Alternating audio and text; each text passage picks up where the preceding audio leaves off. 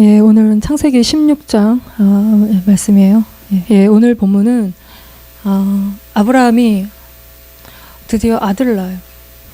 그러니까 이삭을 낳은 게 아니라 이스마엘을 낳았는데 사라를 통해서가 아니라 하갈을 통해서 이스마엘을 낳습니다. 근데 이 하갈, 이게 이집션이죠.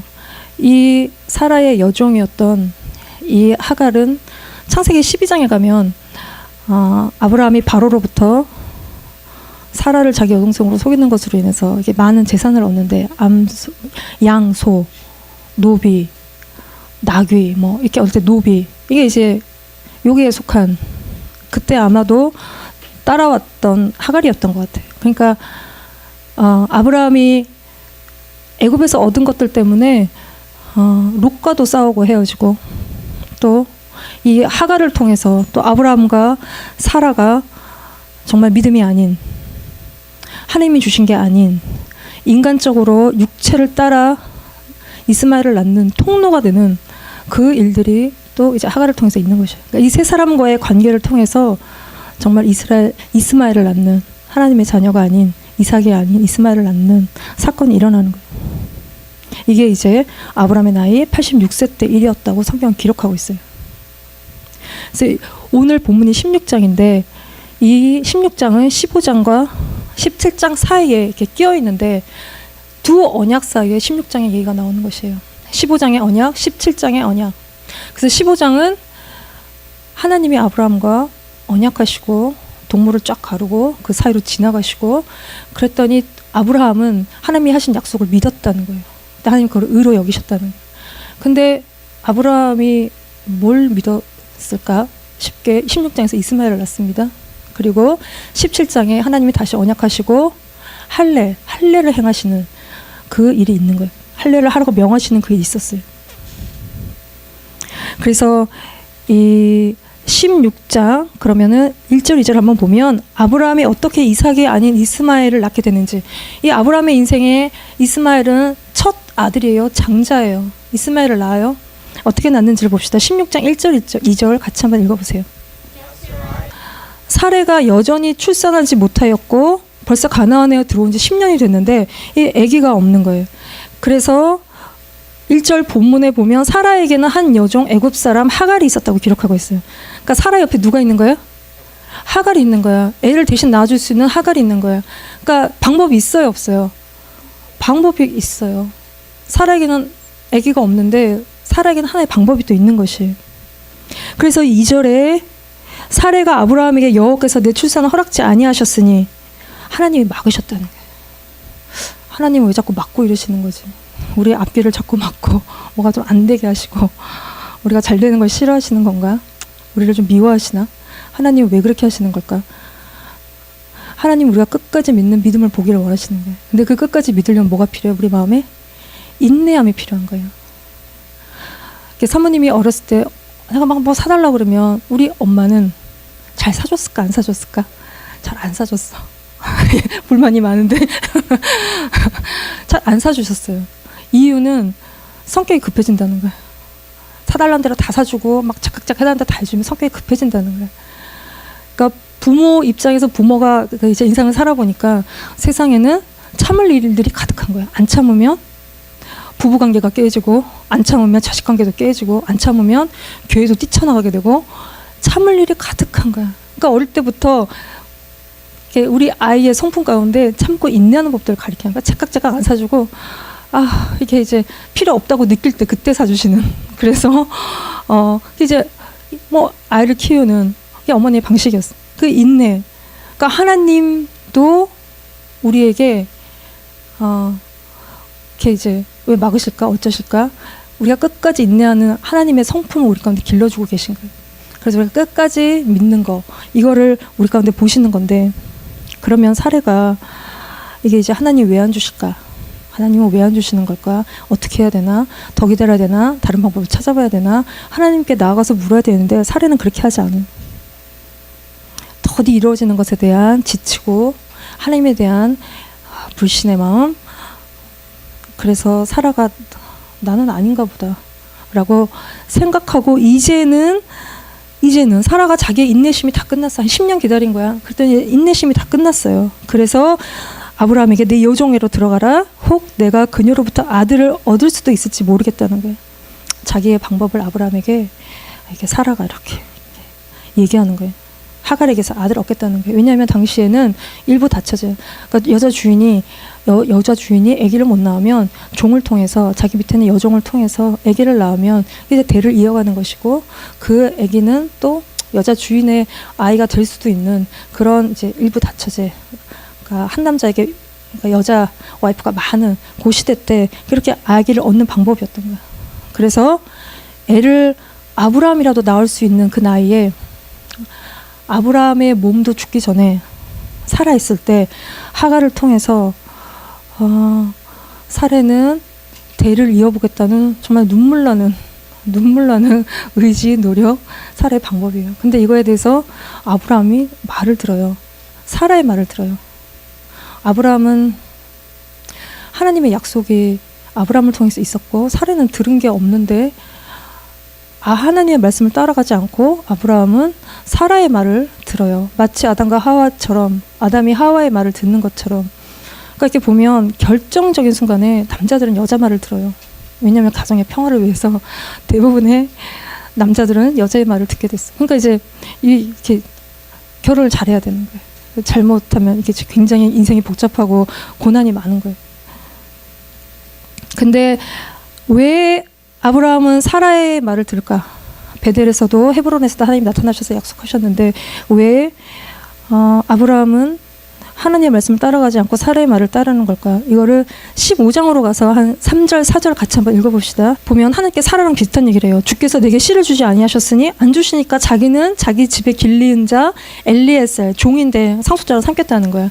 그러니까 이제 이때 아들이 없으면 물려줄 사람이 없는 거야. 자기 대를 이어갈 사람이 없는 건데 롯도 떠났고, 그래서 종 엘리에셀을 자기 후계자로 삼겠다고 아브라함이 얘기하고 있는 거야. 그러니까 사라랑 비슷한 얘기를 하고 있는 거예요. 이미 15장에서도. 이 대화의 시작이 어떻게 시작됐냐 하면 15장 1절을 보면, 15장 1절을 한번 보세요. 예, 이후에라는 말이 나오는데, 이게 이제 무슨 언제냐 하면 우리가 봤던 14장, 앞장 14장에 아브라함이 그돌라오메가 전쟁을 치러요. 그 이후에 여호와의 말씀이 환상 가운데, 비전 가운데 아브라함에게 하나님의 말씀이 오는데 뭐라고 하시냐면, 뭐라고 하십니까? 두려워하지 말라는 거예요. 왜 두려워하지 말라고 하십니까? 아브라함이 두려워하고 있으니까. 아브라함이 뭘 두려워했냐면, 전쟁은 이겼는데 이 네 왕이 다시 또 쳐들어와서 아브라함을 죽일 수도 있는 거야. 우리가 왜 진 거야? 우리가 뭔가 실수했나 보다. 예. 그래서 아브라함을 향한 보복, 또 명예 회복, 이런 전쟁이 다시 또 일어날 수 있는 거야. 그러니까 이제 아브라함이 롯은 구했는데 이게 이제 이렇게 떨고 있는 거예요. 죽을까봐, 테러당할까봐 떨고 있는 상황이에요. 그때 하나님이 나타나셔서 아브라함에게 두려워하지 말라고 얘기하시는 거예요. 환상 가운데 말씀하시는 거예요. 왜냐하면 넌 두려워할 필요가 없는데, 왜냐하면 나는 네 방패이고 너의 지극히 큰 상급이시라는 거예요. 하나님이 우리의 방패라는 거예요. 쉴드라는 거예요. 이 방패가 하는 일이 뭡니까? 적이 공격하면 방패로 막죠. 사단이 우리를 공격하면 방패로 막아요. 그러니까 하나님의 보호하심이 이 방패를 통해서 이제 오는 것이, 우리가 공격받으면 어떻습니까? 심장이 벌렁거려요. 이 중요한 부분을 보호하는 것입니다. 그래서 우리가 하나님 지켜주세요 하면, 우리가 뭔가 영적인 공격이 올 것을 느낄 때가, 영적인 이제 공격이 올 것을 느낄 때가 있어. 그래서 우리가 기도하면, 하나님 지켜달라고, 보호해달라고 기도하면 하늘로부터 우리의 마음과 생각을 지키시는 방패가 하늘로부터 내려오는 것이에요. 우리가 사람의 말에 상처를 받아요. 대부분 우리가 마음의 상처는 다 말을 통해서 받는 것이에요. 그러니까 입만 열면 무서운 사람들의 말을 통해서 계속 듣다가 보면 우리 마음에 이게 이제 상처가 되고 독한 마음이 생기고, 우리도 입만 열면 무서운 사람이 되어 가는 것인 거예요. 그래서 하나님으로부터 지켜주시는 것에 대한 필요가 이제 있는 것이에요. 그래서 우리가 사람의 말에 반응하면 상처를 받지만 우리가 하나님의 말에 반응하면 찔림을 받고 회개하는 일이 있는 것이. 그래서 사람을 보지 않고 하나님을 보는 것 자체가 우리에게는 방패인 것이에요. 그래서 두려워하는 아브라함을 하나님이 보호하시겠다는 거고, 천만인이 둘러싸도 네가 두려워할 필요가 없다는 거예요. 이게 아브라함이 했던 전쟁은 의로운 전쟁입니다. 자기를 위한 전쟁이 아니었어요. 하나님의 전쟁을 한 아브라함을 하나님이 지키시는 거예요. 그리고 나는 너의 지극히 큰 상급이시라는 거예요. 주님이 우리의 리워드라는 거예요. 전쟁에서 아무것도 챙기지 않은 아브라함에게 하나님이 내가 너의 상급이라고 얘기하시는 거예요. 이게 지금 무슨 말일까? 이게 이렇게 너무 손에 안 잡히는 얘기인데, 주님이 우리의 리워드라는 게 무슨 말씀인가? 너의 리워드는 뭐예요? 어떤 게 리워드예요? 돈, 응? 또 아이스크림, 그리고 뉴 랩탑, 뉴 셀폰, 뭐 이런 거, 뭔가 잘해서 얻는 리워드, 막 다 그런 눈에 보이는 물질, 응? 그리고 사람들의 칭찬, 이게 리워드예요. 근데 하나님은 본인 자신이 우리의 리워드시라는 거예요. 이걸 어떻게 알 수 있냐면, 언제 알 수 있냐면, 이게 이제 잘 몰라, 우리가. 그 말이 너무 이렇게 붕 뜨는 얘기야. 이해가 잘 안 되는 말인데, 정말 우리가 누구 때문에 내 인생의 모든 걸 다 빼앗긴 것 같을 때, 너무 수고했지만 내가 아무것도 얻은 거 없는 것 같은 그날에 주님이 어떻게 우리의 리워드시냐 하면, 주님이 말씀하세요. 위로하세요. 격려하세요. 내가 너를 기뻐한다고 말씀하세요. 내가 너로 인하여 기쁘다고 말씀하세요. 착하고 충성되다고 말씀하세요. 그 말씀이 우리에게는 우리의 삶의 리워드라는 것이. 그거면 충분한 것이고 이너프한 것이고, 그것은 우리의 영혼을 채우고 우리의 마음을 채우고 우리의 비어있는 것들을 채우는, 그래서 그분이 정말 우리의 리워드가 이제 되시는 거예요. 그거 말고 다른 거를 바라면 그것은 우리가 정말 다른 걸 바라보는 것이에요. 하나님을 보지 않는 것이고, 그래서 내가 행복하지 않은 것이고, 자꾸 불행하다고 느끼는 것이고, 뭔가 부족하다고 느끼는 것인데, 그거는 이게 아니라는 것이에요. 그래서 하나님이 아브라함에게 두려워 말라, 나는 내 방패요, 너의 지극히 큰 상급이라 하실 때, 아브라함이 자기의 인생의 결핍에 대한 얘기를 합니다. 없는 것, 아들이 없는 것에 대한 얘기를 해요. 주여와여 내게 무엇을 주시려 하시나이까, 나는 자식이 없사오니. 이렇게 아릴 때 이거에 대해서 4절 5절에 말씀하시는데, 우리 4절 5절 같이 한번 읽어봅시다.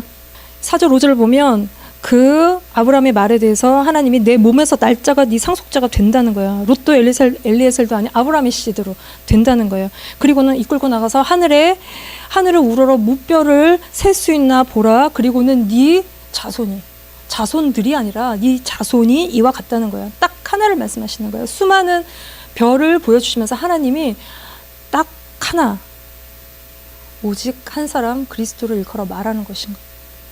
이거를 말씀하실 때 6절 봅시다. 아브라함이 여호와를 믿으니 여호와께서 이를 그의 의로 여기시고. 이게 이제 성경에 처음 나오는 믿음으로 의롭게 된다는 말씀인 거예요.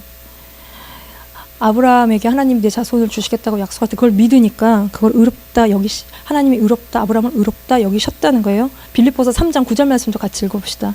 내가 가진 의는 율법에서 난 게 아니요 오직 그리스도를 믿음으로 말미암은 것이니 곧 믿음으로 하나님께로부터 난 의라는 거예요. 우리의 행위가 아니라, 우리의 노력이 아니라 하나님 믿는 믿음이라는 것이. 죄인인 우리가 의롭게 되는 것은, 의롭게 된다는 건 죄가 없는, 불법이 사함을 받고 죄가 가려지고 죄가 다 처리된 상태, 그게 의로운 상태인데, 우리가 그렇게 의롭게 된 것은 믿는 아브라함이 하나님의 약속을 믿은 것처럼 믿는 그 믿음을 통해서 우리가 의롭게 됐다는 것인데, 이 말씀을 믿는 믿음 가운데 하나님이 세레모니를 하십니다. 자손과 땅에 대한 약속에 대해서 3년 된 암소, 염소, 순양, 비둘기를 반으로 쪼개서 15장 17절 말씀이에요.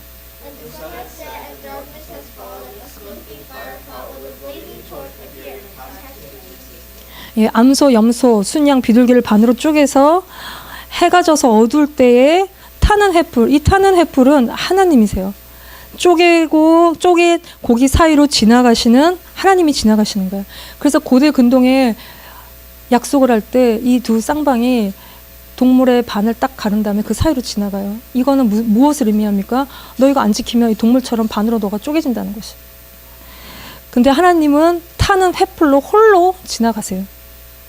그래서 이게 베리트, 언약이라는 것은 쪼갠다는 거라고 얘기했고, 언약을 맺는다는 것은 언약을 쪼갠다는 얘기라는 거예요.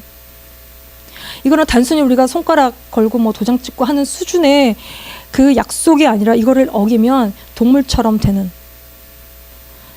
근데 우리가 약속을 지킬 수가 없어요. 우리는 약속을 지킬 수가 없어요. 그래서 우리가 동물처럼 쪼개져야 되는데 누가 쪼개지십니까?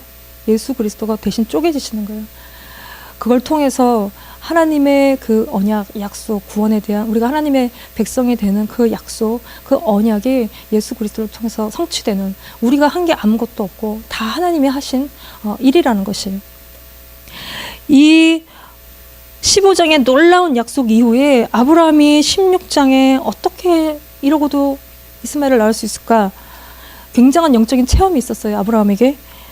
말씀이 환상 중에 임하고 깊은 잠이, 흑암이, 두려움이, 또 막 타는 횃불이 막 지나가고 이러는 놀라운 영적인 체험을 아브라함이 하는데 16장에서 아브라함은 이스마엘을 낳습니다.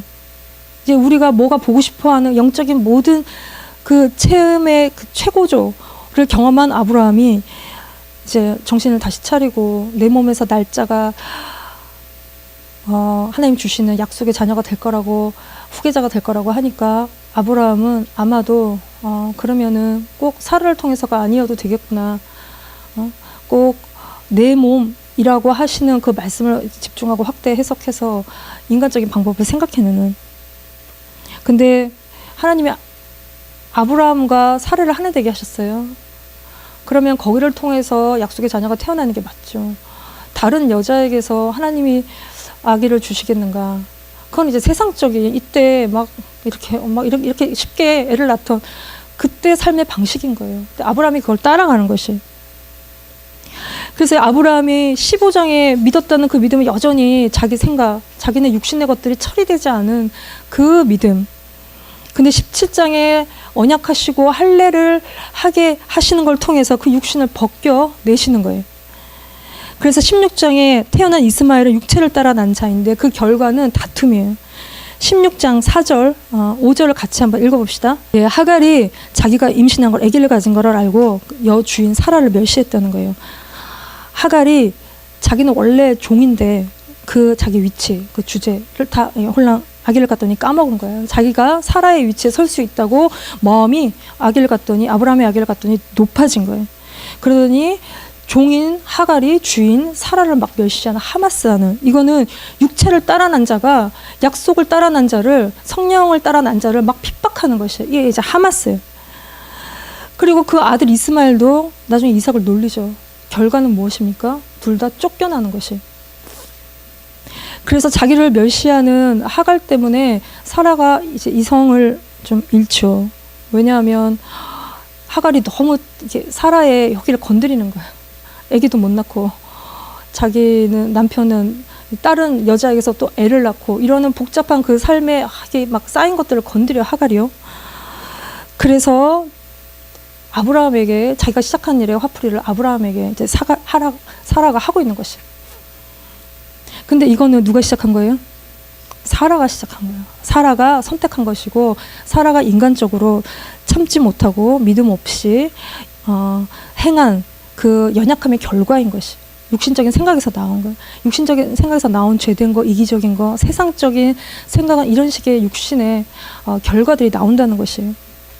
이 사라와 하갈에 대해서 이 창세기 16장의 말씀을 갈라디아 4장 말씀에 정말 주석처럼 너무 잘 설명하고 있는데, 갈라디아 4장 22절, 23절을 같이 읽어봅시다. 이 아브라함에게 두 아들이 있는데 하나는 여종 하갈에게서, 하나는 자유 있는 여자 사라에게서.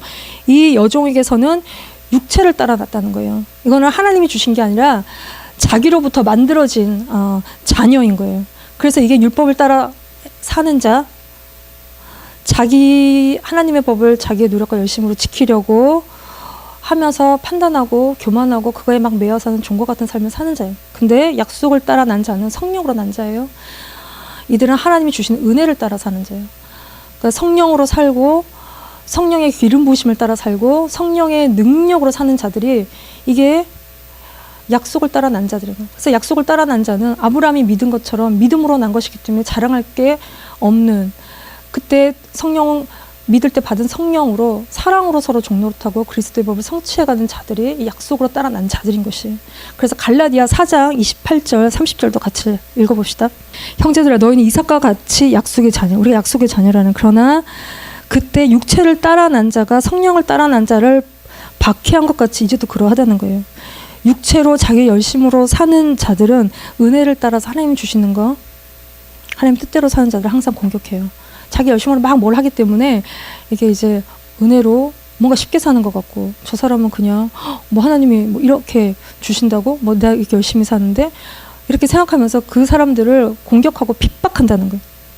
이 교만하고 판단에 사로잡혀 있는 것이고, 하나님을 믿는다고 하지만 하나님의 은혜를 한 번도 경험해 본 적이 없는 사람인 거예요. 그래서 은혜로 사는 사람들은요 부드러워요. 근데 자기 열심으로 사는 자들은 되게 세요.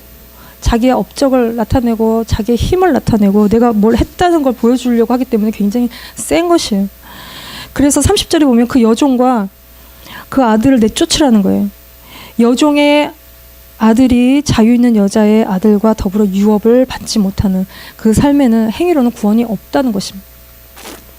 그래서 사라가 자기를 멸시하는 하갈을 거꾸로 학대하니까 하갈이 도망하던 하갈이 광야에서 그 술길 샘 곁에서 누구를 만나냐면 여호와의 사자를 만나는데, 그 사자를 통해서 하갈이 네가 어디서 왔고 어디로 가느냐?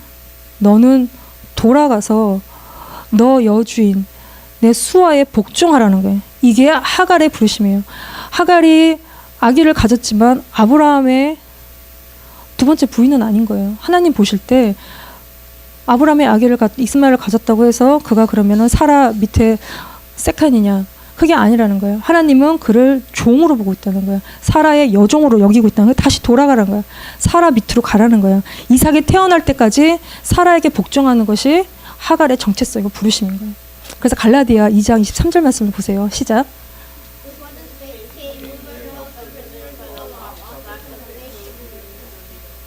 믿음이 오기 전에 우리는 율법 아래 매인받고 계시될 믿음의 때까지 갇혔다는 것이, 율법의 저주 아래 있는 것이고, 내가 죽을 자인 것들을 깨달으면 그때 믿음이 와요. 믿음이 오면 우리가 더 이상 율법 아래에 있지 않고 믿을 때 받은 그 성령님은 우리 안에 우리의 열심으로 사는 그 우리의 노력과 열심들 다 내어 쫓으시고 우리가 성령의 인도하심을 따라 살게 하신다는 거야. 그래서 성령으로 난 자들이 사랑으로 서로 종노릇하는 거죠.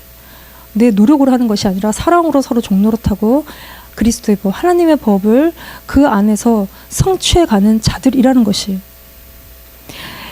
이게 이제 하나님이 사라와 하갈을 통해서 우리에게 계시하시는 율법과 은혜의 관계라는 것이에요. 그래서 신앙의 초창기, 내가 믿음을 처음 가졌을 그때 로마서 말씀 강의를 어디 가서 들었어요. 그러니까 그분은 뭐 유명하신 분도 아니었고, 뭐 설교를 대단히 세련되게 잘하시는 분도 아니었고, 그냥 이렇게 받아서 이렇게 하시는 직통 설교를 하시는 그분의 설교를 들으면서 제가 이제 제 안에 깨진 게 있는데, 내가 믿음으로 주님 안에 들어왔는데 내가 행위로 살고 있는 걸 그 말씀을 듣고 내가 깨달았어요. 그러니까 뭔가 너무 열심히 해. 뭔가 해야 될 일이 있으면 너무 열심히 하는데 결과에 대해서도 굉장히 집착하는, 그러다 보니까 막 사는 게 너무 피곤하. 나는 그동안 내가 사는 게 왜 피곤한지 잘 몰랐는데 그 말씀을 듣다가 내가 이렇게 깨달았는데, 이게 꼭 답답하고 막 세상 안에 들어가 있는 새 같고 자유하고 싶은데 뭐 어떻게 자유해야 되는지를 모르는데, 말씀을 이렇게 이제 올 때 내가 행위로, 율법의 행위로 내 열심으로 살고 있어서 결과를 바라고 애쓰고 노력하고 그러다 보니까 삶이 피곤한 삶이구나 깨달으면서 내가 말씀을 내 자유한 걸 경험해. 여기서부터 자유해져야 되는구나. 이제 이게 율법과 은혜의 관계라는 것이. 그래서 아브라함이 86세에 이스마엘을 낳아요. 그리고 17장에 99세. 그러니까 이게 몇 년이에요? 그 사이가? 13년이지. 99세에서 86년 동안. 그때 아브라함이 이스마엘을 낳고 이게 늙음하게 얻은 아들이 얼마나 이스마엘이 이뻤겠어요. 그 아들이 자라는 걸 보면서 즐거워하고 이뻐하고 귀하게 여기고 그러는 동안 하나님은 아무 말씀이 없으세요. 아브라함이 그렇게 살게 두시는 거예요. 그리고는 할아버지가 다 된 99세의 십지장에 하나님이 나타나시는데 로마서 4장, 이것도 로마서 4장 말씀이 정말 잘 설명하고 있는데 한번 같이 읽읍시다. 아브라함이 100세가 돼서 자기 몸이 죽은 것 같고 사라의 태가 죽은 것 같음을 알고도 믿음이 약해지지 않고 100세에 이삭을 낳았다는 것인데, 그 바로 전 99세에 하나님이 아브라함에게 나타나실 때 그의 몸의 상태가 죽은 것 같은, 이게 하나님이 아브라함을 14년 동안 기다리신 이유라는 거예요. 침묵하신 이유예요. 죽을 때까지 기다리시는 거예요, 하나님이. 왜냐하면 힘이 조금만 남아있으면 우리가 버둥거리면서 그 힘을 붙들기 때문에 그 힘을 다 빼시고 하나님의 때에 하나님의 방법으로 하나님의 능력으로 아브라함에게 주신 약속을 하나님이 이루어 가시기 위해서 아브라함이 완전히 힘이 빠질 때까지 기다리시는 거예요. 우리가 이제 열심히 살아야지 하면서, 그리고 내 할 일은 내가 해야지 이러면서 우리가 우리의 힘을 나도 모르게 계속 쓰고 있다는 거예요. 이거에 대해서 내가 내 힘으로 했는지 아는 방법은 뭐예요? 결과에 대해서 내가 보이는 반응을 보면 알아요. 내가 결과에 대해서 너무 집착하면 집착하는 것만큼 나는 내 힘으로 했다는 것이에요. 그래서 이제 결과에 대해서 이제 머리 싸매고 눕는 거죠. 반대로 또 너무 게을러서 방에서 뒹굴거리기도 하는, 또 그래서 또 방에 누워있는, 그러기도 하는데, 하나님을 바라보면서 내 할 일을 하기 위해서는 어떻게 해야 되는 거예요? 내가 내 힘을 빼야 되는 거예요. 근데 이게 마치 날이 바짝 선 칼 위를 우리가 걸어가려면 우리 몸에 힘이 들어가면 당장 베겠죠. 나비처럼 날라야 되는, 완전히 몸이 이렇게 비워져야 되는 그 상태. 근데 이제 우리가 우리의 힘을 어떻게 빼느냐? 이렇게 튜브 바람 빼듯이 우리가 막 스스로 우리가 우리의 힘을 뺄 수 있는 게 아니라는 거예요. 내가 이제 하이스쿨 때, 고등학교 때 수영을 그렇게 배우려고 했는데 결국은 못 배웠어요. 왜냐하면 몸에서 힘이 안 빠지니까 물이 뜨지를 않는 거야. 뜨려고 애를 쓰면 더 안 뜨고, 생각해보니까 물이 너무 무섭고, 이제 이런 생각이 막 오니까 수영을 그렇게 배우려고 하다가 그냥 뭐 이제 못한다고 죽는 것도 아닌데 뭐 이렇게 그냥 배우다가 포기를 했는데, 내가 우리 아들이 1살일 때, 그러니까 뭐 18년 전에 얘를 데리고 워터파크를 갔는데, 물놀이 동산을 갔는데, 이렇게 튜브를 타고 이렇게 내려오는 길에 튜브에서 내려서 걸어, 물이 한 여기까지 차는, 가슴까지 차는 그 물 높이에 내려오다가 빛이 푹 꺼져서 갑자기 밸런스를 잃고 이렇게 깊지도 않은 물에서 내가 막 이렇게 허우적거리는 일들이, 수영을 못하니까 뭐 이렇게 살려주세요 이런 일들이 생긴 거예요. 그러다가 튜브를 의지하니까 튜브는 자꾸 도망가고 손에 이렇게 안고 있던 애를 놓친 거예요, 물속으로. 근데 너무 신기한 건 이 애가 죽으면 어떡하나 생각했는데 1살짜리 애가 수영을 하는 거예요, 거기서. 나는 한 번도 가르쳐준 적이 없는 수영을 얘가 이렇게 하는 거야. 나만 목숨이 경각에 달렸지 애는 괜찮은 거예요. 그래서 이제 누가 이렇게 구조해져갖고 구조를 받은, 너무 창피해서 그날은 이제 눈, 코, 입을 다 가리고 나와야 됐던 이제 그런 날이었는데, 얘가 수영을 하는 거예요. 수영이 가능한 거예요.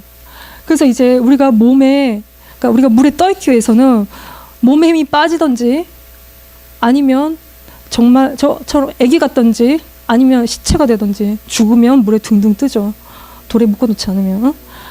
그런 상태가 돼야 된다는 거예요. 그러니까 우리 몸의 힘, 율법, 이게 빠져나가면 우리가 그때서야 성령의 인도하심, 이끄심을 우리가 받는 것이에요. 우리 몸을 띄워주시는 성령의 능력에 의해서 우리를 사로잡으시는 하나님 손에 우리가 이렇게 사용이 되어지는 그 상태가 되는 거예요. 이게 이제 내가 하지만 내가 하는 게 아닌 상태가 우리가 들어가는 것이. 근데 이게 스스로 잘 안 되니까 하나님이 우리의 삶 속에서 힘을 빼주십니다. 우리의 삶에서 맥 빠진 일들이 너무 많이 생겨요. 되는 일 하나도 없는 일들이 생기고, 왜 이렇게 열심히 하는데 이렇게 안 되는 거야, 뭐 이런 외침이 나오는 순간, 이 최고조에 따르면 스트레스와 막 힘든 게 완전 여기에 달해요. 그때 하나님 앞에 꼬꾸라지면 하나님이 하늘로부터 부으시는, 이 육체 위에 부으시는 그 성령의 기름 부으심, 그 부으심이 올 때, 그 기름 부으심이 올 때, 내가 그렇게 하려고 해도 안 됐던 것들이, 죄된 생각들이, 내 육신이 벗겨지는, 그래서 정말로 100% 은혜의 상태에 들어가는, 그래서 정말 내가 하는데 내가 하고 있지만 내가 하는 게 아닌 거를 아는 그 상태에 들어가는 그 기름 부으심이 이제 그때 오는 것이. 그래서 자랑할 게 없는. 그래서 이제 부모들이 하는 말이 있습니다. 세상에 이길 수 없는 게 있다고. 누구를 이길 수 없어요? 자식을 못 이긴다고. 세상 부모들이 다 동일하게 하는 얘기예요. 밖에 나가서 부모들이 이게 막 억울한 일 당하지 않죠. 다 따지고 뭐하고 막 이걸로 다 이기는데, 집에 들어와서 못 이기는 사람이 있는데, 이게 자식이라는 거예요.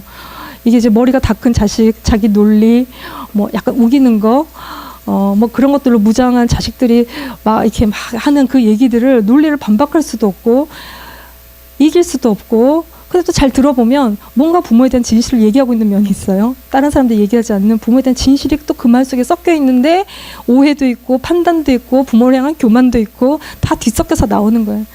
그래서 이길 수 없구나.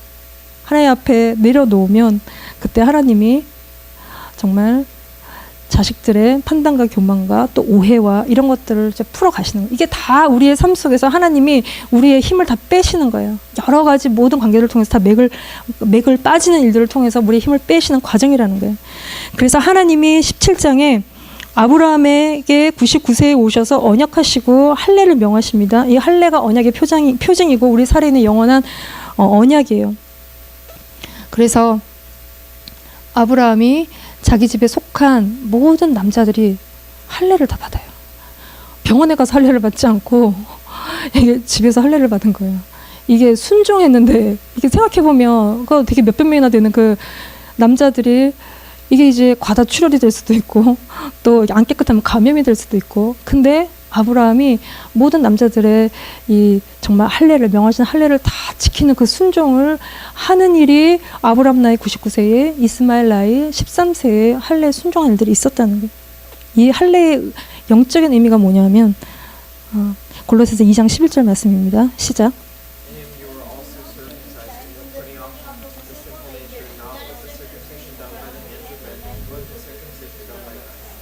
예, 곧 육의 몸을 벗는 것이고 그리스도의 할례라는 것이, 그리스도의 할례. 그리스도 예수의 사람들은 육체와 함께 정과 욕심을 십자가에 못 박은 그것이 그리스도 할례인 것이. 그래서 난지 8일 된 아기의 이 생식기의 표피를 벗겨내는 거, 아이를 낳을 수 있는 능력이 나오는 그곳의 껍데기를 벗겨내는 거, 하나님이 정결케 하시는 것이고 정욕으로 세상의 욕구로 자녀를 낳지 말라고 깨끗게 하시는 것이고, 이거는 우리 육신의 껍데기를 벗겨내는 그런 것이라는 것이. 예, 그래서 15장에 믿음으로는 이스마엘을 낳고 17장에 믿음의 할례를 통해서는 이삭을 낳는, 그래서 로마서 1장 17절 말씀에 보면 복음에 한 의가 나타났다 그래. 믿음으로 믿음에 이르는, 믿음으로부터 믿음에게로 가는, 앞에 있는 믿음을 가지고 뒤에 있는 믿음으로 가는 이 두 개의 믿음, 그러니까 15장과 17장의 믿음을 말씀하시는 거예요. 그래서 이삭을 낳은 그 믿음, 결국 나를 보지 않고 하나님을 보는 그것인데 17장 1절 말씀 또 마지막으로 같이 한번 읽어봅시다. 나는 전능한 하나님이라는 거예요. 너는 내 앞에서 행하여 완전하라는 것입니다.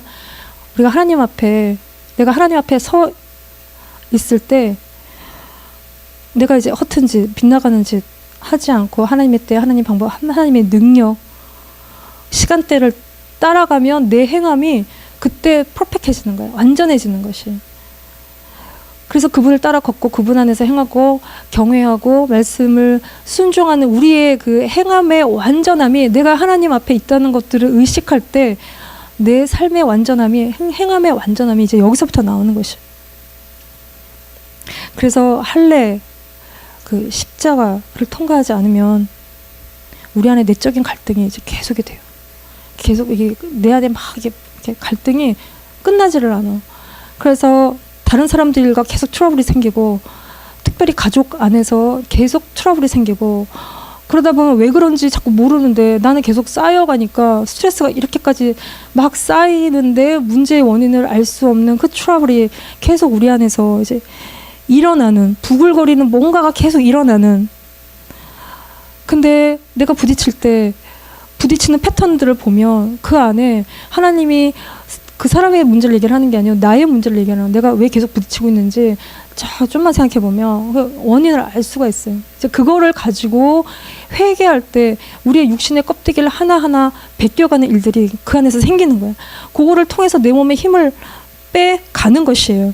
왜냐하면 내가 힘이 남아있는 만큼 내가 교만해지기 때문에 쓰임받을 수가 없는 것이에요. 그래서 내가 사역을 처음 했던 그 옛날에 아주 몇십 년 전에 하나님이 나에게 주되게 하신, 강하게 말씀하신 것은 겸손하라는 것이었고, 때가 되면 높이실 거니까 아주 겸손하라는 거예요. 네 힘으로 하지 말고 사람의 칭찬을 구하지 말라고.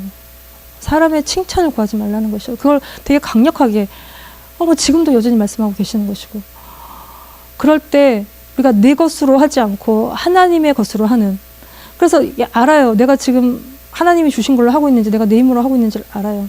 그게 순간순간 10분 또 1시간, 이게 삶의 전부가 되면 내 삶의 그때에 이제 안식이 오는 것이, 안식이라는 것이 편안한, 내가 무엇을 하든 어떤 상황에 있든 내 마음에 요동함이 없는 안식이 그 안에서 오는 것입니다. 그래서 우리가 성령 안에, 우리가 성령님이 우리 안에 계신, 성령님이 우리 안에 행하셔서 우리가 자유인의 여자에게서 난 그 이삭을 낳는 우리가 되기를 이 시간 기도합니다.